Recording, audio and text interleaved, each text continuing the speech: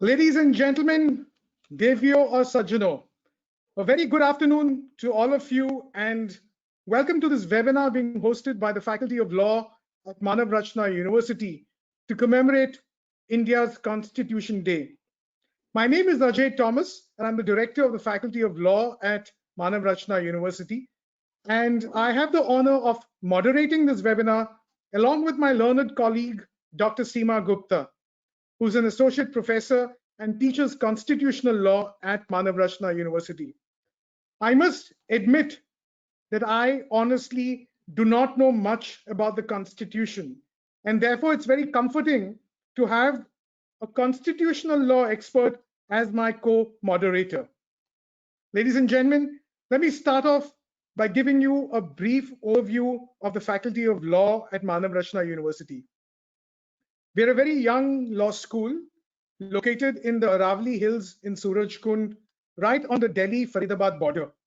Into our fourth year of operations, we offer 5-year integrated LLB honors programs and also postgraduate programs, including an LLM in commercial arbitration, which is perhaps only one of its kind in India. The supporting organization to this webinar is the recently established Center for Legislative Studies and Research at the university. The activities of this center are steered by Mr. P.K. Malhotra, a former Union Law Secretary who is also the founding executive chairperson of this center. Mr. Malhotra was to join us today as a speaker, but unfortunately, he's had to drop out of the 11th hour due to certain unavoidable circumstances. So be that as it may, ladies and gentlemen, as some of you might be aware, until 2015, today, that's 26th November, was celebrated as National Law Day. However, in 2015, an executive decision was taken by the government of India to celebrate this day as Constitution Day or Samvidhan Divas.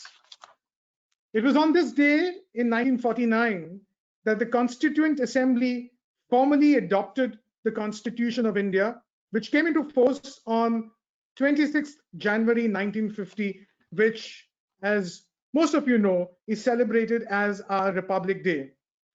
Ladies and gentlemen, this is a day of great significance because it marks and reinforces our belief in the system and the rules that govern our nation. The Constitution Day also makes us remember the values and the beliefs that our nation stands for collectively as a republic and as a democratic, secular, socialist country. This day is also a day of tribute to Dr. B.R. Ambedkar, India's first law minister, who was instrumental in the drafting of the Constitution. The theme for today's webinar, ladies and gentlemen, is topical, interesting, and also mildly controversial. Is it time to overhaul the Constitution? To debate and deliberate on this important issue and to give us their expert perspectives, we are extremely privileged to have a star cast of speakers today who comprise some of the great and the good from this area of specialization. Ladies and gentlemen, I now have the great pleasure to introduce you to a stellar cast of speakers, which comprises of an erudite former High Court judge, a leading senior advocate, one of our best, and an Oxford educated, brilliant academic. Let me start off with the learned judge. Justice Rajiv Bhalla is a former judge of the Punjab and Haryana High Court. He commenced practice as an advocate in the Punjab and Haryana High Court way back in 1978. Ladies and gentlemen, let me tell you that I was born in the year 1977. This just goes to show the wealth of experience that the judge brings to this webinar today. Justice Bhalla was elevated as the judge of the Punjab and Haryana High Court in 2004.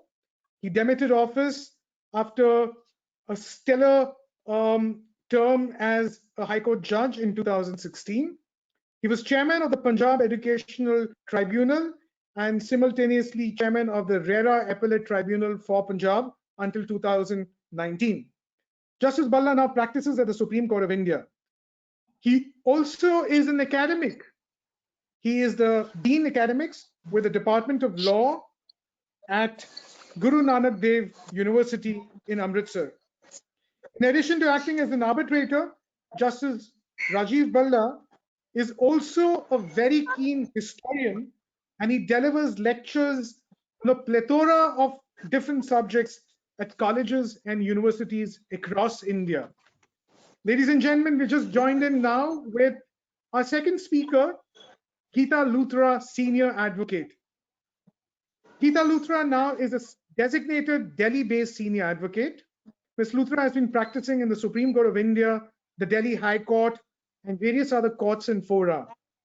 She is the Vice President of the Indian Council of Arbitration, a co-committee member of ICC India, member of Law Asia, and the International Academy for Family Lawyers. She is also a member of the Women's White Collar Defense Association. Ms. Luthra was awarded the prestigious INLACS Foundation Scholarship for Law at Cambridge, where she pursued an LLM and also an MPhil in international law. She is currently an additional Advocate General for the state of Haryana and the Senior Counsel for the Union of India in the Supreme Court of India. Last, ladies and gentlemen, but not the very least, is the brilliant academician on the panel, Dr. Anup Surendranath, who is the Executive Director of Project 39A and also an assistant professor at the National Law University, Delhi, where he teaches courses on constitutional law, legal methods, jurisprudence, and comparative rights adjudication. He was invited by the Supreme Court of India to serve as the Deputy Registrar Research and then was on deputation to the Supreme Court between 2014 and mid-2015. Dr. Surendranath is also a member of the Advisory Council of the Bonavero Institute of Human Rights at the University of Oxford. He completed his legal education from Nalsar, LLB, and the University of Oxford, BCL, MPhil, and finally polishing it off with a DPhil from Oxford. I'm sure a lot of you must be interested in knowing more about what this project called Project 39A is all about. Now, to quote the website of Project 39A, this is a project which is inspired by Article 39A of the Indian Constitution, which is a provision that furthers the intertwined values of equal justice and equal opportunity by removing economic and social barriers. Using empirical research to re-examine practices and policies in the criminal justice system, Project 39A aims to trigger new conversations on legal aid, torture, forensics, mental health in prisons, and the death penalty. So ladies and gentlemen, I would urge you to visit the website of the project, www.project39a.com, for more details about this very, very exciting project. Well, that's the introduction of the speakers. The rapporteur for today's webinar is Sunita Bishnoi, who is a practicing lawyer and an LLM student at the Faculty of Law. Now, before I invite our first speaker to deliver his introductory remarks, allow me to very briefly tell you about the format for this webinar. Well, it's very simple. Our distinguished speakers will kickstart the discussion by delivering the introductory remarks on a particular aspect of the topic, of the theme, for about 15 minutes each. Once all the speakers have spoken, we will open the floor to questions and answers and also open forum discussions between the panelists. Now, to ask questions, sadly, you will not be in a position to use the audio system. You have, on the right-hand side of your screen, you have a questions box. Please use the question box to send us any questions that you might have for the panelists. You can do this at any point in time during the course of the webinar, and please do not wait till the very end when we open the floor for questions. Now, on that note, ladies and gentlemen, I invite our first speaker, Justice Rajiv Bhalla, to deliver his introductory remarks. Justice Bhalla, over to you, sir. Thank you, Mr. Thomas, and good evening to everybody. Dr. Seema Gupta, Arup Srindranath, and Geeta Luthra. And Geeta Luthra, thank you for arriving late. That's just like what lawyers do. So, luckily, you can't have a Passover here. So, uh, and sorry, we are celebrating the Constitution Day. The Constitution did not come a day too late. It came right on time on 25th, on 26th of January 1950, and adopted on 26th of November. Today's topic actually is as provocative as it appears to be, like like a minefield for everybody, for all the three speakers. That if we tread to the left, our right leg gets explodes. If we tread to the right, the left leg explodes. Now, I hope all of you will understand my reference to the left and the right. That why the right leg would explode and the left will explode if you step onto the left or the right. I'd leave a few things unsaid on that account, because we have this constant battle between the right and the left, and the constitution is always pulled to the left by the leftist, to the right by the rightist, and it's people like me who are mystified as to what the hell is going on. Sorry for using that little word. I should not have used that. But then the two questions throw up actually a very interesting answer. If I answer the question as a yes, then the answer to the second one will also be a resounding yes. But if I say no, that is where the problem begins. Uh, first, I'd like to start by, I'm trying to understand or try to explain, because I must understand the question first. Then only can I. What do we understand by the meaning overhaul? Is it a mere tinkering? Do we have a flat tire? Do we have? I'm using an old, probably today's times. You will not understand that. Do we have a bad axle in the car, or are we going to now overhaul the engine? You see, the original engines. I don't know what engines you have today, but after 2 or 3 years, you have to overhaul an engine of a car. You had the car in its own the same situation, everything was okay, the engine would stop, it would start chugging and it would make all sorts of funny noises, and there would be wheezing in the engine, there would be all sorts of things, so you had to overhaul the engine. Similarly, if you have a house, you take an old decrepit house and then you want to overhaul it, so you'll remove the windows, you'll remove the doors, you'll change the flooring, but the roof, the building will remain intact. So that's what overhauling means, and that's what I understand by overhaul. There is another word which could have been used to a larger extent, in which case Mr. Thomas would have probably lost his job. I'm not going to use that word over here regarding the Constitution.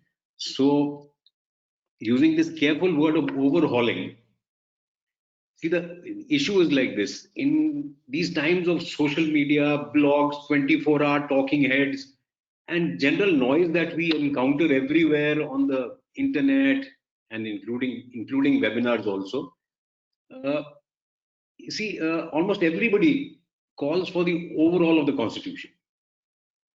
The political left, the political right, people in the center, people who are behind bars, people who are about to be behind bars, people who don't like court judgments, people who say the courts are bad, and I'll admit one thing: the favorite whipping boy of today's time are the courts, because they are easy prey for everybody. But nobody seems to actually set out properly what exactly do you want, what exactly do you want to change, and then the words set out are poverty not removed, inequality continues, injustice continues, corruption is rampant, divisions in society, festering violence separates movements, terrorism, judicial ineptitude, areas of matters regarding appointment of judges, tribunalization of justice. These are the allegations which are thrown all over the place for an overhaul of the Constitution. I would like to place before everybody, including the panel of speakers, and I'd like everybody's opinion on that are these actually constitutional ineptitude, or is this a constitutional difficulty, or are these administrative or legislative errors or mistakes or failures, because the Constitution empowers all the three organs and completely. I actually, when I look through the Constitution, I marvel at the people who framed it. This huge tome, which sometimes is also accused of being too verbose and too large and too huge, is so beautifully divided into different sections, different powers given to everybody, that everybody can function. But when the legislature refuses to function or refuses to do something or does an overkill, as we generally say, or the person who have to implement the law, that is your executive, does not come forward to do it, things like that, does not do his duty, we start off screaming and shouting about amending the Constitution. But very few people actually come up with a real concrete scheme as to what should be replaced and with what. Legislation is the one that enacts all the laws. That machinery then empowers the executive. And an executive failure or legislative failure does not mean that we amend the Constitution. Look at the American Constitution. It's lasted for much longer than we have as in a country. And how many amendments? Our difficulty is we came up with the Constitution when we'd just gone through the dual partition, one on the side of Bengal, one on the side of Punjab, part of Rajasthan also, part of Gujarat also. And we were ruled by a feudal structure. So the Constitution, eventually through its amendments, helped us to get rid of the feudal structure. Yes, somebody will say, no, we have newer feudals, but that's the result of the policy of liberalization, privatization we have adopted. That's got nothing to do with the Constitution. We have chosen as people to adopt a particular type of policy. So we will obviously have new feudals now. You will have people who will rule the country in different ways. So what will you amend? You will remove the private sector, or you will remove the public sector, you will restore the public sector. What will you do? Who are you going to empower? So I sometimes get mystified and as to how these amendments would actually alleviate poverty, inequality, injustice, corruption, and all these things. Since I represent and Mrs. Luthra also represents the same segment of society, I've used the word society. That's courts. I am also now a lawyer. I've seen both sides. I've straddled both sides. So I've seen both sides, and that's why I use the expression the favorite whipping boy of today's media and everybody is the judiciary. So I'd like to now just take up that part before I give it off to the next speaker. We have this regular debate: judges appointing judges, lawyers. What's it called? They are called uncle judges. So and so judges, so and so lawyer, no so and so. I'm purposely trying to be even more provocative than the topic, etc. I think it's time we need to have a discussion on that. But I have been a part of, call me a part of the establishment, call me the voice of the establishment, if you so like. But I have been there for 12 plus 3 plus 3 years. And actually, what happens, what is said outside in the corridors of the courts or in the corridors of the press rooms is about just 20% of the truth. The 80% judges know, and most of the time we are laughing at whatever comes in the press. A lot of the times. And unfortunately, we don't have a system where the judge will come on and start speaking on his own judgment or speak on the appointment of a particular person. Now, I'd ask the panelists also to throw some light on the system, that if you want an amendment in the Constitution regarding appointment of judges, yes, the judges did appropriate to themselves the power to appoint judges, though the government still appoints them technically, and the government does throw spanners in the work, which is a part of the executive working. So what would be the system? Let's presume we go to amend the system. Do we have an executive heavy system? Do we have an elected system?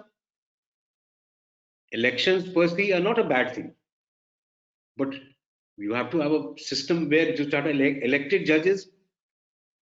I can already, unfortunate part is on a webinar you are not able to see the reaction of the audience. So so elected judges, well, let's try them for another 5 years. Let's have elected judges. And actually, what we need to change now, I must come to what we need to change. I won't delve on this because if I'll take questions on that later, on my experience as what happened. My opinion is don't need to overhaul, but we need to amend. One is the overbearing power of the union. The union government is now, I'm not saying because of the majority in parliament or because of the majority in the Lok Sabha or the Rajya Sabha, but the concurrent list needs to be seriously pruned. And true democracy at the level of the state must be implemented. If we really have to move as a country, if the constitution has to really become the soul of this country, you have a system where you talk about, there's a whole chapter in the constitution which relates to panchayats and zilla parishads and everybody. And eventually, who runs the whole everything? The block development and panchayat officer. Who runs the zilla parishad? The deputy commissioner. So what are we actually doing? Absolutely, we nullify it. And who's the king of the entire situation? It's not the courts, please. We lots of times have heard this reply that the courts run the country. It's your bureaucrat and your politician. They run the country. As courts, we only rectify. So therefore, a lot of times we are, I would say, I won't say loggerheads. Nowadays, it's daggers drawn at each other. Loggerheads was maybe a few years ago or some years ago. So then, I'd like the professor and Mr. Luthra to also say something about the ninth schedule, the black hole of the constitution. The black hole has now been investigated to a large extent, but our black hole subsists. And anything that enters it never comes out because there's no light there. Then grassroots democracy, I've said so. And what something which I've spoken on earlier is we need freedom from an overbearing bureaucracy. The only constant factor since 1935, when the Government of India Act came, is the bureaucracy, and even before that, actually. So if we say that the only constant factor is A, B, C, we all forget the. So we need to have a relook at the provisions which provide for a bureaucratic control on everything. It's a complete overarching control right from the moment, I think even when you're not even conceived, till the moment your will is probated in court, you have a bureaucrat sitting somewhere or the other, trying to decide the fate of your application, even if a judicial order is passed. Suppose even if your will is probated, somebody or the other will get up and say, please go and get it registered, and then you'll have to go back to court again to fight the whole thing all over again. I'm just giving you maybe an example which may not be very perfect. And then I think the constitution was based upon Gandhiji's talisman. I hope everybody's read it. I'll just read that and conclude with that. Whenever you are in doubt or when the self becomes too much with you, apply the following test. Recall the face of the poorest and the weakest man whom you may have seen and ask yourself if the step you contemplate is going to be of any use to him. Will he gain anything by it? Will it restore him to a control over his or own life and destiny? In other words, will it lead to Swaraj, considered as freedom for the hungry and the spiritually starving millions? then only will you get rid of your doubts. So this is my opinion, is the ethos of the constitution. And before I part ways, I think we need to also start a debate, and I think Mr. Luthra is the right person to carry this forward on that account. Is uh, I think the right time has come to abolish all tribunals, subsume them into courts, and where you have 10 judges, have 100. Where you have 100, have 500. Give more money to the courts, have infrastructure, and you just have confidence in us. Watch what we'll do. The whole problem is you go and see a judge's docket. She's just coming from the Delhi High Court. Is this the time for a lawyer to be coming out of court and arguing probably an urgent matter? Is this the time? Just imagine, you're all sitting here. So if we had 50 more judges, and why can't an Indian judge do only 10 cases in a day? Why does he have to do 150 cases in a day? Has anybody ever asked that question?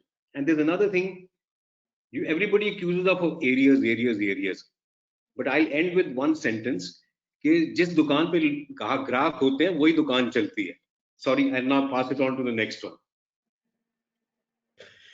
Thank you, Justice Bhalla, for those very thought-provoking and candid insights of yours into the topic.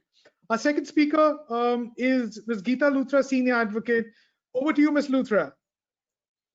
Thank you so much. Pleasure to hear Justice Bhalla. Pleasure to be on the same panel as him. And pleasure to have you moderate the panel, Ajay. Thank you so much. So the subject is so vast that I don't know really what to touch upon, but let me give some of my thoughts on what Justice Bhalla has just said, and also about this aspect of arrears and the aspect about faith in the judiciary. So I want to first start with the judiciary, and my the answer to your overall question, does the constitution need overhauling? I don't agree it does. So there could be and there have been debates for the last so many decades, presidential system or this prime ministerial parliamentary system, which is better. A constitution is as good as its people. And a constitution is as good as the vigilance of its people. So if you have India, you may have the US, you may have the UK. If the people are vigilant, if the people are vigilant but not unduly I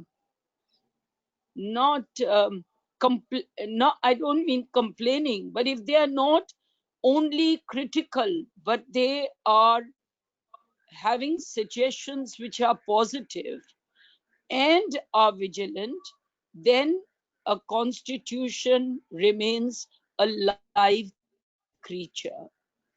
And the constitution, we've had so many amendments, some good, some bad. Which body or which organization or which sphere of the state has been the watchdog? It has been the judiciary. So it's not that I'm saying everything is hunky-dory with the judiciary.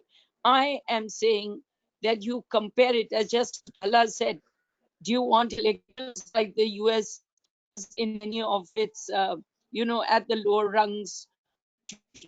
Do you want a bench in the Supreme Court which is filled by the party that is in power, of judges which are being appointed not for merits but for reasons that they are in favor of a particular dispensation?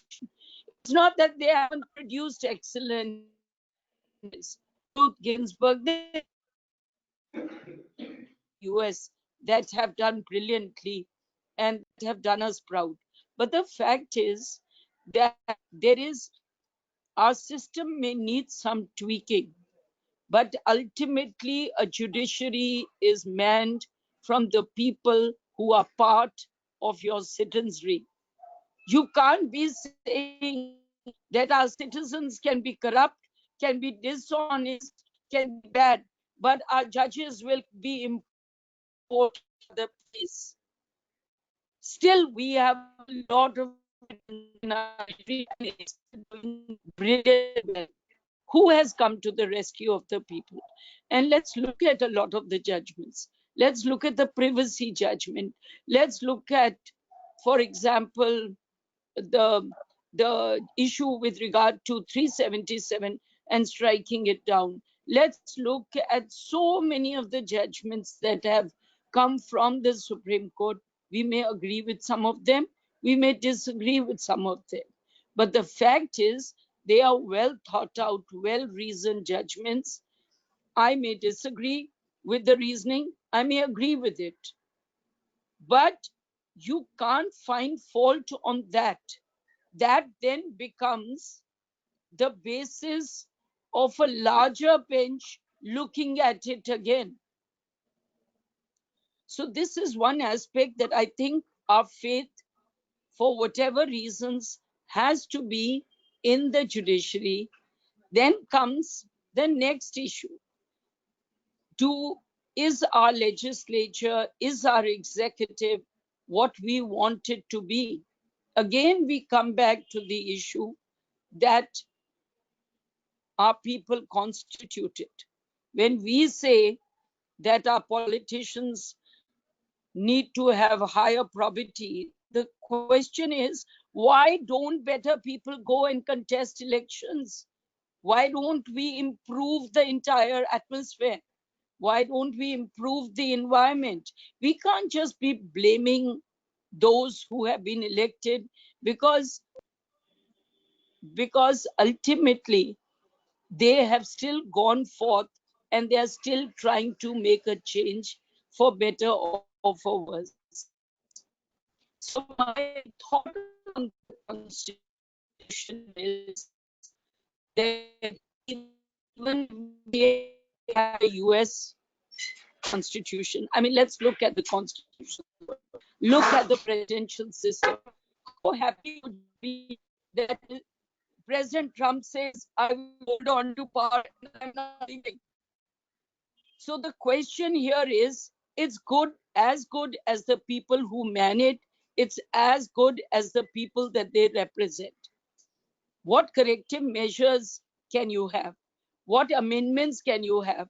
What are the amendments or the areas where our constitution may be lacking? To pass it off by saying that from the British, fact is the British have kept our good conventions. One of the roles in our constitution that has been most unfortunate is the role of the governor,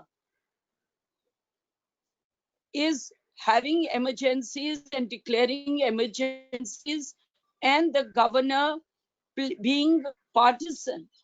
How can we make the position of a governor a little more responsible to upholding the democracy? A governor who is less partisan, because over the years there has been a change in standards. Over the years, we've seen that the governors have played in various places a partisan role, and most often it is the court that has come to bring some semblance of law and order. In a free government, I think it's Benjamin Franklin that said it, in a free government, it is the elected representatives are supposed to be the servants and people are supposed to be the rulers. But the fact is, this is not true. And this is why we need to be vigilant. And I can't give examples because that would An example may not make the point clear, but what I do want to say is we've become, as a country, too complacent, too happy with our rights, too happy with our comfort. No one wants to step out. No one wants to get out of their comfort zone because we have it all. And so, even if we are deprived of any right, even if we see that a wrongdoing is being done, how many of us speak up? To speak up has to be at a cost because you are going against the system. But the fact is, we need to speak up if we want to keep this democracy alive and vibrant. And so I say that when a governor plays a role like this, you may say that there should be guidelines for governors how they should behave. But why does it work in Britain? And why should we have to change the constitution to make our governors responsive when the same position in the UK is working? So the question is, we can keep having, wherever there is a need for convention, we put in guidelines because we can't trust our people to go by conventions. Wherever there is a precedent, we won't respect that precedent. So let's have rules, regulations, guidelines to guide us. But that doesn't mean that you need to overhaul your constitution. I think what it requires is a more vigilant people. Here, even if one person is vigilant, there will be 10 people to shout them down because they want to curry favor. So the importance of dissent has become meaningless over the last few years and several years. I think from the time of independence, it's just been going down.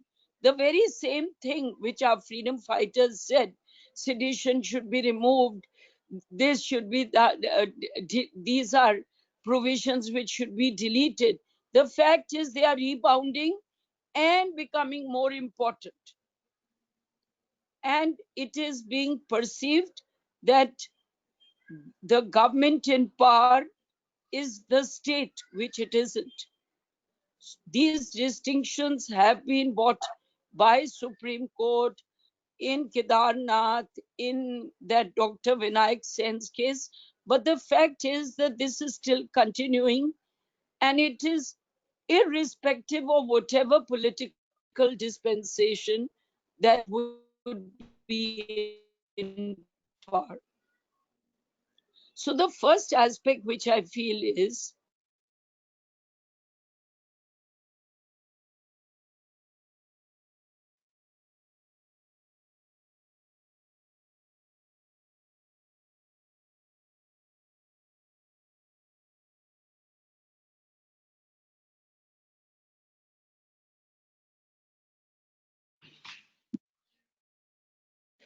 Ms. Luthra, I think we've lost you. so we have gone forward. Of course, there is a downside that slowly the center has been encroaching on all the concurrent list subjects. And the question which Justice Bhalla asked, should we actually have a concurrent list? So where the center and the states do not work in a spirit of sharing responsibility, the question is, can we possibly say that a concurrent list be abolished and one state goes completely one way in black and the other one goes in white? So this is the issue. Otherwise, I feel a concurrent list is not necessary. But take education. If there was no concurrent list, some state may say, if they are being completely, because there is no responsibility to the people. So you'll say, I will now have court proceedings only in X language. Or I will have education, forget court proceedings, that's not subject, but even education in X language. I will teach only this to the students. So somewhere, because you can't have faith in your states, which should be in a federal structure, you say, all right, let's increase the concurrent list. Let's move from concurrent list to the union list. So one aspect which I feel where our constitution seems to, or our working of our constitution, I would say, has failed, is the governor's role. The other is this part, the concurrent list, and whether there should be a concurrent list or whether it ends up making the union encroach on every aspect of what the should be with the state. Now, a little bit about fundamental rights. There is a great criticism about our constitution that it's bulky. With the way we behave, with the nuances between each section, perhaps we needed to make it even more bulky because we do not respect conventions. So if we were to make it even more bulky, would that be a critique? This is one aspect. The other is coming back to fundamental rights. I feel that the courts have done a lot. So you may not say it's 100%, nothing is ever 100%, but every time there has been encroachment of rights, sooner or later the courts have stepped in. And let me say this, that we do have a great semblance of rule of law. We do have fundamental rights, which if you compare with certain countries in our neighboring countries, we would say, yes, we do have fundamental rights. We have Article 19, we have Article 21, we have other fundamental rights. Some fundamental rights over the years, like I would say principles of natural justice, presumption of innocence, all this is part and parcel of a citizen's rights.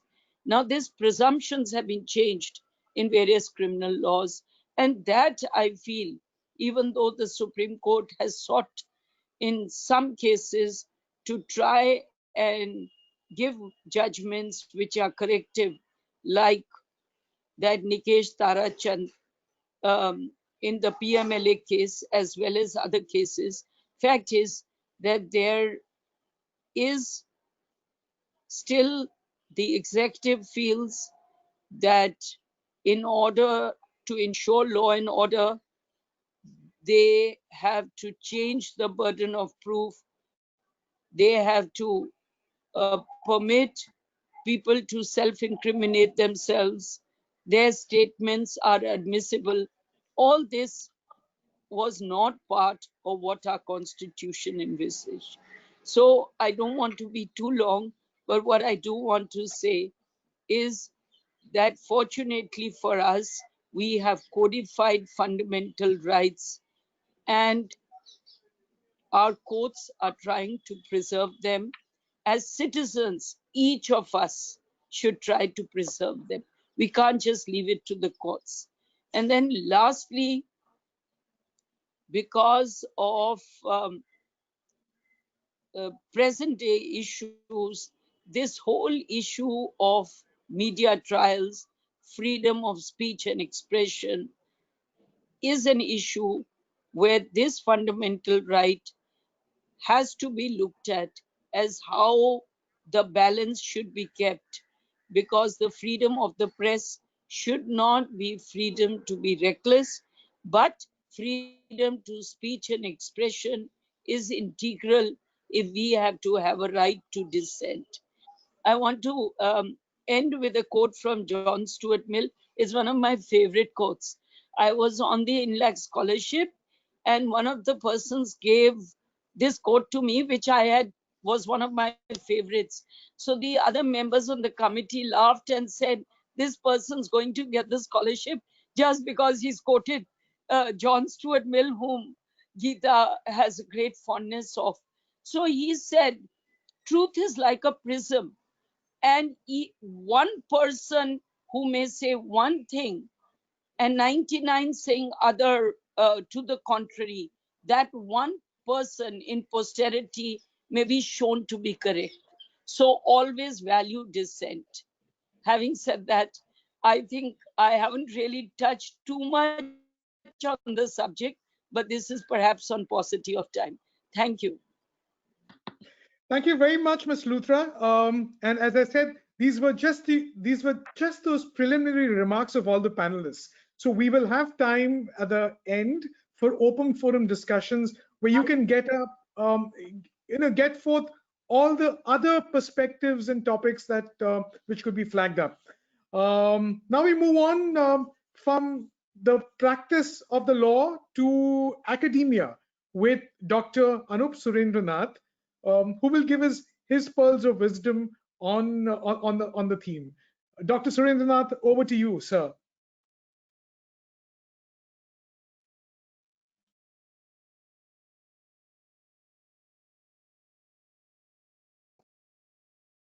Yeah, sorry. Thank you, Ajay and Dr. Seema Gupta for having me here today and making me part of this panel. And it's an honor to be on the same panel with Justice Bhalla and Ms. Geeta Luthra.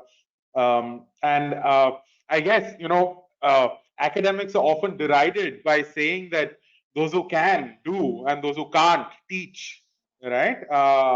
And in that sense, I've tried to maneuver around that criticism by dabbling in a bit of both, doing and teaching. And I guess many of the perspectives that I'm going to put here come from both of that, in terms of sort of taking a very theoretical look at the Constitution, and also in terms of practicing through the initiative that we have many aspects of the Constitution. So I want to start with, and since we were told that many of the audience members are first-year students, and I used to teach first-year students for a few years. I used to always start with the story by Saadat Hasan Manto called The New Constitution, right? And Manto talks about, and it's a brilliant introduction for an 18-year-old on the distinction between law and justice, right? And I want to just make that conceptual point first. Manto, in his story, is writing about Mangu the Tongawala, right? And it's about the 1935 Government of India Act, which is in many senses the precursor to the Constitution during the colonial times. And Manto writes that how he starts the story with Mangu being abused and hit by this, what he calls the Gorawala, for something very, very ridiculous. He gets attacked by the Gora, as Manto calls him, right? And in his next ride, Mangu gets two people who talk about that there is this new constitution that's coming, right? And that how things are going to change and how Indians are going to get freedom. And Mangu is so excited that finally that Indians are going to get freedom, right? And he's all excited and he's looking forward to this day. And it's so beautifully expressed by Manto about Mangu's expectations of this new constitution. right? And he knows that he's going to have this new life as the constitution comes into force. But on that day when he gets up and gets out of his house, Mangu is sort of perplexed that everything seems the same. Nothing seems to have changed, and it's the same. Everything is looking the same.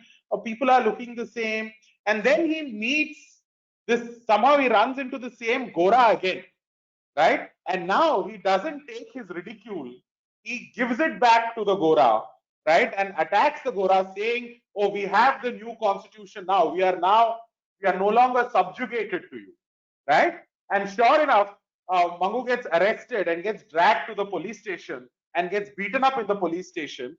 And as he's the story ends with him being dragged to the police station and him screaming, "New constitution, new constitution, new constitution." And then the police fellows then say, "What new constitution?" Right? And that's such a profound message there. And the message that Manto is trying to say is, we can change the law, we can change the constitution, whatever we want. We can become free, right? Technically, in that technical sense, we became free. But just because we changed that document, the lives of people don't change, right? Just because you write something into the law, that doesn't change things, right? Because social problems, problems of justice, are all much broader problems where law is just one component, right? You can have the most brilliant constitution, right? And I think we do. I sternly believe that we do have one of the best constitutions in the world, right? But the question is, has the constitution failed the people?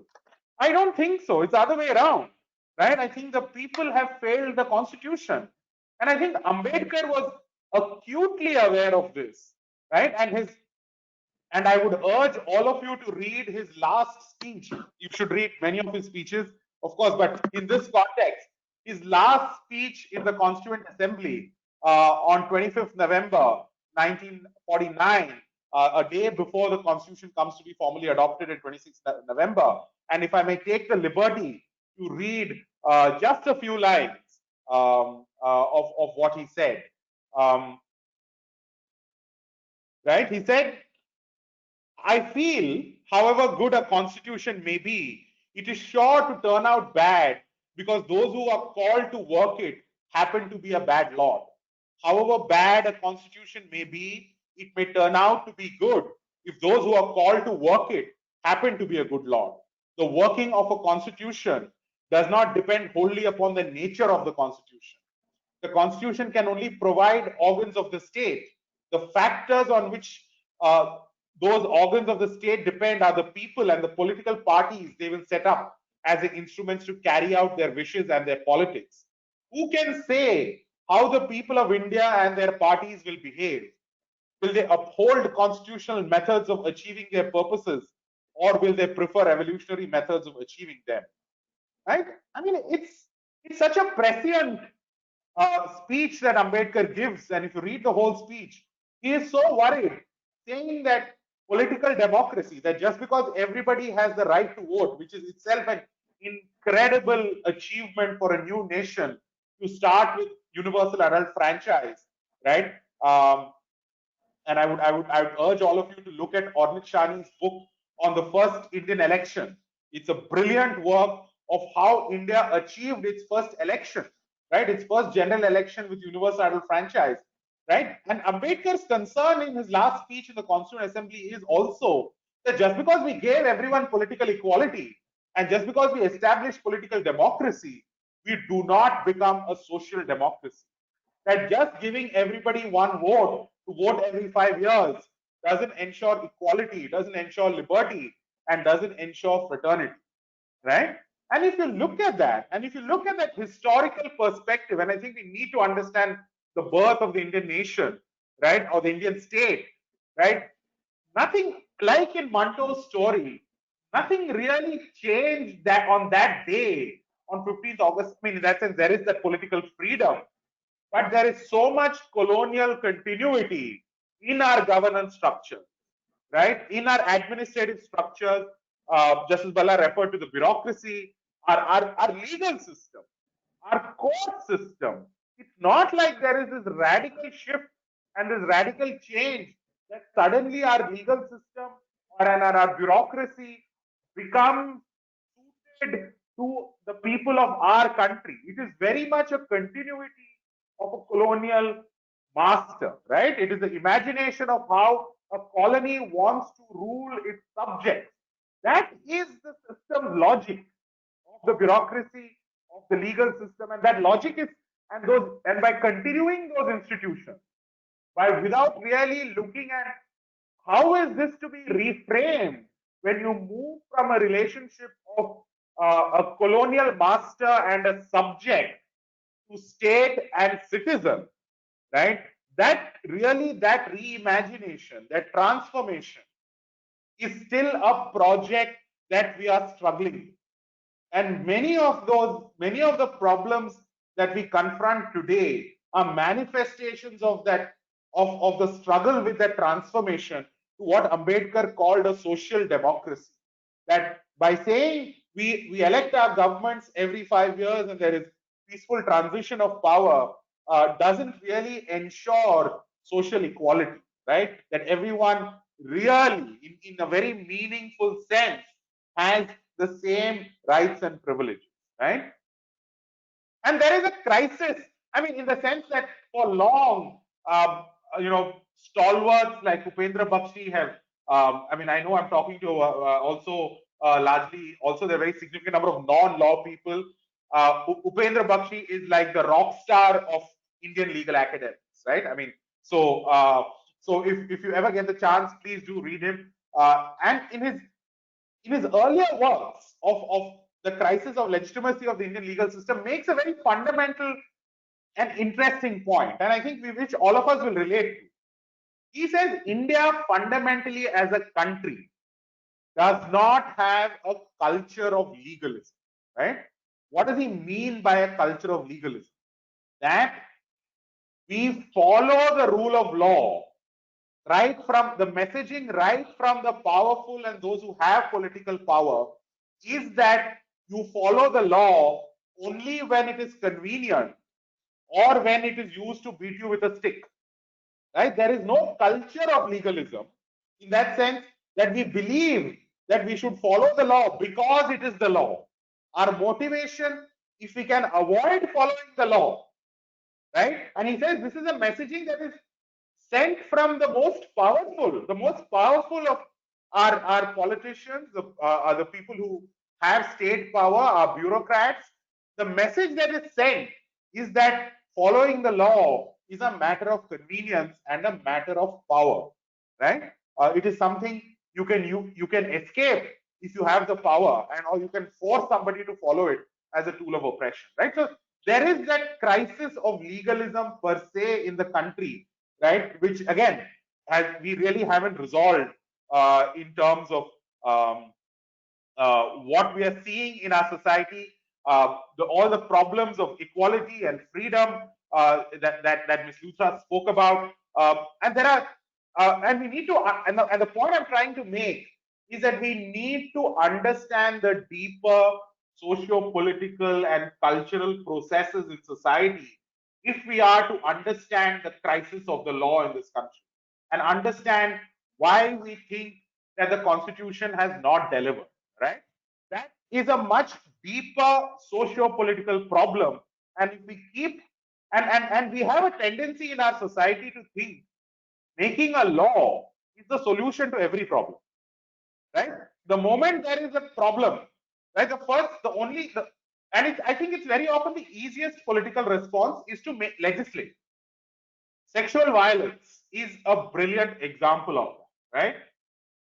Sexual violence in our society is a deep-rooted problem that exists in our homes, our offices, our mindsets, our relationships.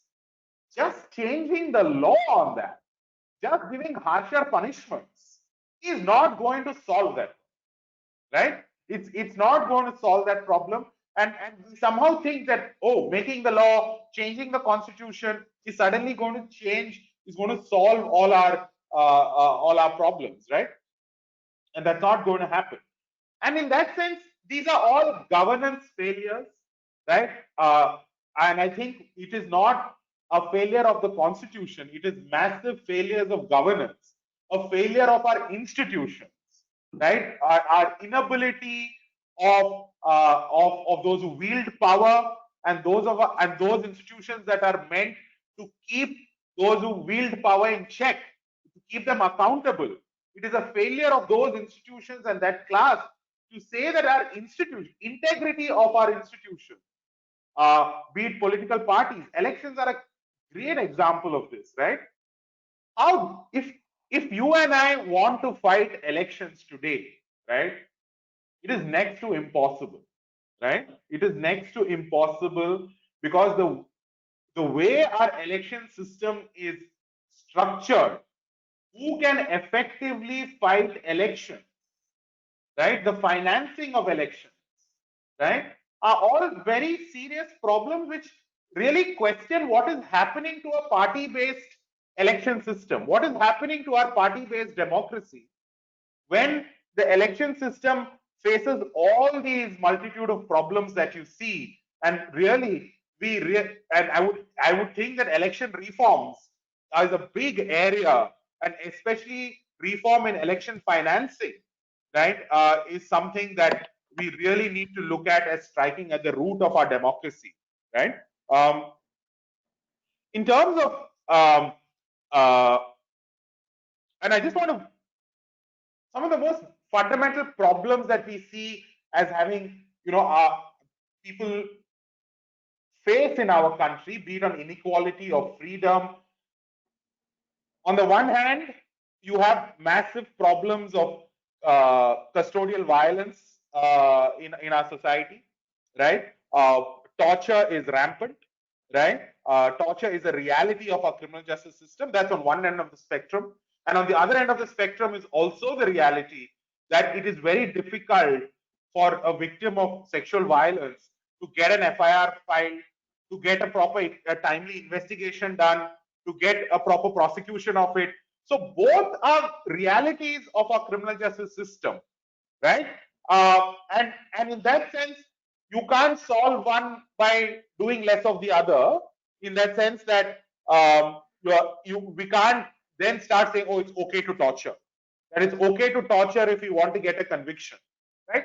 Now, these are problems that we can't solve by any amount of tweaking in the constitution. The constitution has said certain things. Courts have said even greater things about both these issues, that you can't torture. There is a certain way to ensure that FIR has to be filed, investigated, prosecution, time bound. The laws say all the great things, but yet the law's functioning depends on certain institutions and the institutional dynamics between them. And there's such deep crisis in these institutions, be it the police or the prison or the prosecution system or the courts, right? So those problems of governance cannot be solved by this sort of very formalistic approach of just amending or overhauling the constitution, right? The last thing I want to talk about is really questions of access to justice, right? In the Supreme Court, there is this figure of Gandhi, right? Sort of sitting on his legs in that sense and wearing only a dhoti, right? And there's sort of interesting work that most of the people who access the Supreme Court look nothing like that, right? The people who access the Supreme Court don't look like that Gandhi, right? Right? And the truth of the matter is, justice is very, very expensive in our country, right? Justice is meaningful justice, right, is a privilege of the few, right? So while on the one hand, Justice Bhalla is right to point out that there is a lot of attention on arrears, right? It is also it is also a deep irony that there is also deep crisis in the quality of access to justice. So on the one hand, we seem to be having docket explosion, right? At the same time, we also have docket exclusion, right? Who is getting to access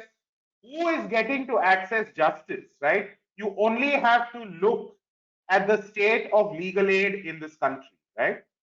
You only have to look at the state of legal aid in this country. It is a stunning criticism of the legal aid system in this country that only 7% of India's under trials use the legal aid system, right?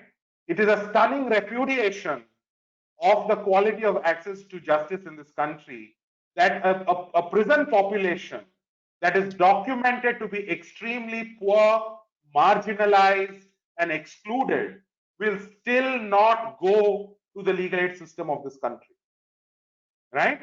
And as low as 7%, right?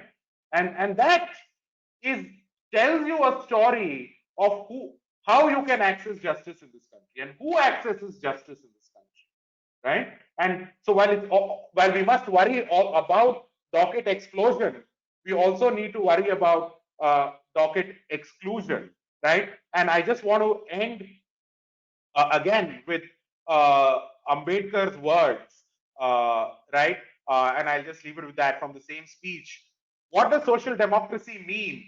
It means a way of life which recognizes liberty, equality, and fraternity as the principles of life. These principles of liberty, equality, and fraternity are not to be treated as separate items in a trinity. They form a union of trinity in the sense that to divorce one from the other is to defeat the very purpose of democracy. Thank you so much for your time. Thank you so much, Dr. Surendranath, for that very, very passionate, delivery of your thoughts on the topic. The consensus appears to be, I think, could be summed up in probably what Dr. B.R. Ambedkar said, and if I may quote Dr. B.R. Ambedkar, however good a constitution may be, if those who are implementing it are not good, it will prove to be bad. However bad a constitution may be, if those implementing it are good, it will prove to be good. So, from a very generic sense, probably that's the takeaway I have, which is probably a common thread which connects the views of the three speakers.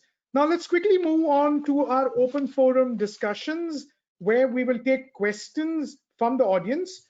We have got a whole lot of questions from the audience, but let me start off with the first question by Dr. S.K. Bose, whose question is, at the heart of the Indian Constitution is social transformation. As a radical instrument of dismantling social hierarchies, the Constitution recognizes that there can be no idea of India without liberty of thought and expression and without equality of opportunities. Do you think these are pivotal to the idea of India, or can the idea of India still be possible in the absence of all of these? Anybody amongst the panel might want to take this question? I would make the distinction between an Indian state might be possible without those, but an Indian nation might not be possible without those. A state can certainly function without those, with its power and its brutal power. The state, as you imagine it, can perhaps function, but not as a nation, as a broader sense of a people bound together by certain values. The very idea of a nation might be under challenge without those. Yeah. Sure. Thanks so much. Dr. Gupta, can I just say something on that social transformation? But for the Constitution, probably you and I would not be sitting here today. When you dismantle the structure which was in existence before 1947, we started with the land reforms in the 1950s, and I'm speaking of Punjab because I come from Punjab and Haryana area. If we did not have land reforms, probably I'd be tilling the land today. and maybe some of us would be working as clerks somewhere. Not that it's a bad thing to till the land or to be a clerk, but please don't take it in that way. There was a complete breakdown of the feudal system. The land holdings came down. After that, you had bank nationalization. Good thing or bad thing is not the point. You had the abolition of privy purses. Good thing, bad thing, again, the debate is there. So there was a huge social transformation that took place till somewhere in the 80s, and then it came to a grinding halt. And now we are in fact selling uh, the produce to the private man, but at the same time we are not freeing the farmer from his the amount of land he can. Now the amendment in the law permits him to purchase 1 million tons of grain, but the farmer is still left with 7 hectares of land. So social transformation is now social disintegration. Absolutely right. The gentleman is absolutely right. Dr. Gupta, over to you, Dr. Gupta. Thank you, sir. So I would like to put a question to Justice Bhalla. Sir, apart from the legislature amending the constitution, the judiciary also keeps interpreting the same in a broader and in a progressive manner with changing times. So does that amount to overhauling as well? It depends on which side you're standing on. If you're standing on left, now by left, you can understand where the lawyer stands. Who stands on the left and who stands on the right. So there's always two views. If there are no two views, then you see, then there's no democracy. So it is the job of the judiciary to interpret law and to push the envelope as much as is possible within the realms of the powers conferred on it. I can just remind you, when writ jurisdiction started, there was nothing known as service jurisprudence. Service laws were never challenged in a writ petition. In the 1950s, the first writ petition was filed in the Punjab and Haryana High Court regarding service jurisprudence. That's where it all began. Now, and there was a huge objection by the state, and like you all very fond of saying every day, judicial overreach. So there were huge articles that now judges are going to decide who's going to be in service and who's not going to be in service, promotion, etc. But that's where it eventually went. So it has to continue. Now, if you've seen the latest on the National Highway Authority of India, the quashing of that no solatium in interest to people in just because they were in arbitration, so the Supreme Court quashed and affirmed the High Court's order. So it's not as if we are laying down law. It's just that we are rectifying and putting it in accordance with the constitutional scheme. That's about all. Right, sir. Thank you, sir. So my second question is for Ms. Luthra. Ma'am, any changes made in the constitution would be a reflection of the ruling party. The ruling party, one after another, might demand alterations to negate the previous party's amendments. So what kind of safeguards must be introduced to avoid such situations? So I think that's actually clear in the constitution itself. Basically, after Keshwanand Bharti, you have the basic structure which can't be touched. And apart from that, constitutional amendments have to pass muster. So the law with regard to that is strict. Ultimately, you can't say that the constitution is such that it can never be amended. That can be there in no constitution. So constitution is a living creature. It can be amended. What you have to make sure is your people are vigilant and the people that you elect are responsible, so that the amendments that they put to the constitution are something which are well thought out. Even today we criticize the 9th schedule, which Jawaharlal Nehru thought was necessary for agrarian reform, and we say it should be, it should no longer be there. You bought an article, 31, and you said there should be a right to property. Then it was removed, and you bought 300A.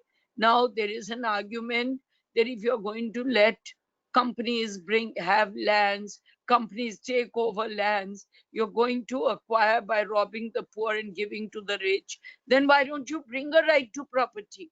It should not be a right to property which deprives the farmer and gives to the rich. So the question here is, it's a evolving body. It's an evolving body of law. And it has to lastly pass muster of the courts. Right, ma'am. Thank you so much, ma'am. Now the last question from my side will be that if everyone religiously complies with the constitutional morality, do you think that would be a way to completely avoid the overhauling of the constitution?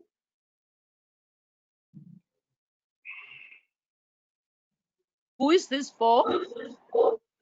Anybody, Dr. Surendranath Yes. can answer this. I mean, I guess the contestation is what is this constitutional morality itself, right? I mean, that itself is what comprises constitutional morality. Right? And is it the answer, like, to avoid the overhauling? Right. See, again, it is, as I said, I don't think the problems that we are trying to solve are not going to be solved by overhauling, or certainly good judgments can have a great role to play, and the right to food is a brilliant example of that, right? The right to food judgment, right, is a good example built on a certain constitutional morality of Article 21 and a certain conception of that. But the right to food the judgment had so much it had so much social impact because of what is happening on the ground with that judgment, right? That's why the right to food judgment is I think one of the best examples of when judgments can work. The court has said so many right affirming judgments and has given those judgments. But why don't we see that translation of that judgment into effect on the ground is something that we need to worry about, right? And I think the answer lies there in thinking through that question, that why don't we see that impact, and why do we see impact in certain things and not in other things? Okay, there's a question for Dr. Anup Surendranath from Chaitali Vadva. Her question is, sir, you say that just because we write something in the law, the problems don't change. So I believe she's quoting you. However, is it not possible for a black letter law to instigate that change in society? Absolutely, I agree with that. I agree that if you take the judgment on manual scavengers, right? It is a very good judgment. It was long overdue, right? And the manner in which it is now getting used in the ground is brilliant. When the Supreme Court says something, and then for people who are fighting for their rights to say, look, you can't make me do this because the Supreme Court has said this, is certainly a sort of empowering technique, right? But my point was that without that social force, without that socio-political force, just the law on its own to deliver social transformation, I doubt the capacity of the law on its own. But can the law be a great ally? For sure. I completely agree with it. But on its own, I don't think society operates that way, that just because the law says something, suddenly the position will change. Thanks a ton. Now there's a question from Vikas Chandra, which is specifically addressed to Ms. Geeta Luthra. And he says, ma'am, you have rightly said It's the people only who can keep the spirit of the Constitution alive. And for that, we have to be vigilant enough and even courageous to ask the question and go against the system or wrong in the system. But madam, with respect, with the greatest of respect, he would like to ask the cost that you talked about. If it can cost you your job of your life, how can we as common people bear the cost of this magnitude? From his perspective, this is the biggest reason that people don't speak up, and this cost, which is only this cost which the complainant bears, isn't only because of the absolute power to government and its officials. So, in this context, it becomes necessary for us to amend the Constitution. As Justice Bhalla said, we need a change in the Constitution, not to change it, but to hold this one-sided absolute power of the bureaucrats. So it's a little garbled. So he's asking for your views on this issue. So he's absolutely right when he says it could cost you your job. It is very possible that it'll cost you your job. And then that is why all of us have to take this choice.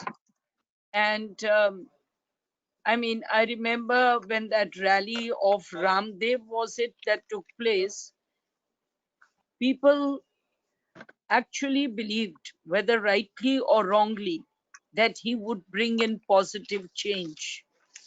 And irrespective of the repercussions, they came on the roads because they felt that they wanted to take a step towards corruption. I go a step further, and I won't name the country as I was saying, but in a neighboring country, where while we take our freedoms for granted, they can't afford to. And at a time when their Chief Justice was being removed, all the lawyers came on the roads. They all took a risk. They could have all been debarred. They all could have lost their name and profession. But the fact is, they are still undergoing that so-called freedom struggle, which we have already gone through. So we take the laurels of those who fought for us for granted, whereas those who continue to struggle continue to take risks. So it cannot be without a risk. It has to be a sensible risk. You can't be fighting this, but for things that matter, you will have to take a stance, and it will come at a personal cost. Thanks, Itan Geeta. And I believe we've totally run out of time, but there are two short questions I think we should, I would want probably, which are addressed to Justice Rajiv Bhalla. Slightly controversial. The first question is from Dr. Shakuntala Gowda. She says, is our independent judiciary under pressure of the executive? You may not answer this question if you are not comfortable. I will. That's the first question, Justice Bhalla. And give me the second, they may be similar, so I can answer them together. Okay, the other one is the issues of overburdened judges. This is from Shruti SB. The issue of overburdened judges and areas have been plaguing the system for decades. What has stopped the system from implementing your suggestions of increasing the number of judges and cases per judge? Unfortunately, I'll answer the second question first. Mr. Malhotra is not here. He was the Union Secretary of Law, and he'd be the best person to answer in what manner do they determine the number of judges which are required in a particular high court. There is a formula made by the ministry. Number two, all judicial posts which are manned are formulas made by the government. How they are manned, they decide and send it to the governments. It's only over the last few years that the high courts have become more active on doing it as far as the magistracy is concerned and taken on the role of recruiting, and therefore you have recruitment every year. But what actually I had said was, and I'll just explain it if everybody has the little patience. You see, we need a judicial pyramid with the Supreme Court at the head and every branch of law at the bottom. I just fail to understand if somebody who is retired at the age of 62 is competent enough to decide a case regarding compensation or regarding DRT, why can't a 25-year-old magistrate decide all that? So you've got to have that pyramidal structure where there's a tax jurisdiction, there's a matrimonial jurisdiction, there's a criminal jurisdiction, there's a civil jurisdiction. Then the pyramid goes to an appellate court, where you have the district court sitting like this. Then you have the High Court and the Supreme Court. Right now, we have appeals, revisions, hundreds of things. So this structure is the government which has to take a call on this. Because if you read the Constitution, the judiciary is not the master of its destiny. I repeat this word, I've repeated it everywhere. The judiciary and the judicial system is not a master of its destiny, though it plays a lot of roles, it does push, it prods, but then that depends on, that's why I was insisting on the federal system. We have a federal structure as far as the judiciary is concerned, but somehow it's become a unitary system. And a small critique of the law colleges also. The law colleges have no longer have stopped teaching any judgments of the High Court, as well as if High Courts are irrelevant. And everything is so Supreme Court centric that in fact there's pressure on the Supreme Court to that he must give a judgment on this topic also. So this pyramid should be there, and the Supreme Court should be the last resort. It's becoming the first resort. Now that first question, I'm sorry, I've forgotten the first question. Can you just repeat it? The first question, the controversial question, Justice Bhalla, is our independent judiciary under pressure of the executive? Okay. Since you used it in inverted commas, I'll also answer in inverted commas. The judiciary, let me assure you, is entirely independent. There are errors committed. There may be people within the judiciary who can succumb to pressure. But you got to remember, the judiciary is not just 5 or 6 people, not 5 or 6 cases. There are thousands of cases which are decided every day. We request you, Mr. Thomas and Surendranath, etc., everybody, to just go and see how many cases were decided today by the Delhi High Court, by the Punjab High Court. How many were decided? And in how many did the executive interfere? Almost none in today. 5 days ago, you may have said something on something. So it's the major portion of the population of the country. What happens is certain controversial cases receive publicity, and to a large extent, our press is responsible for creating perceptions. They create perceptions. Now a judge makes an observation, so the report will come. Judge has lashed out at the prosecution. Judge has lashed out at the government, and the poor judge is deciding to decide the case in the favor of the government. So by the time that perception has been created, as if tomorrow he is pronouncing the order against the government. So it's this misleading, I won't say misleading reporting. Probably they also have their compulsions.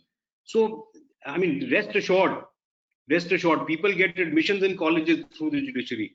People get their degrees through judiciary. People get their divorces through judiciary.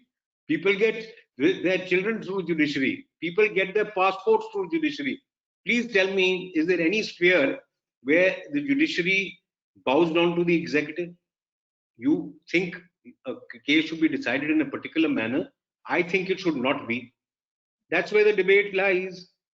And well, academia is always there to correct us as far as statistics are concerned. So if Dr. Anup Surendranath can tell me in private how many cases the executive has put pressure, I'd concede immediately. I think I don't want to say anything more.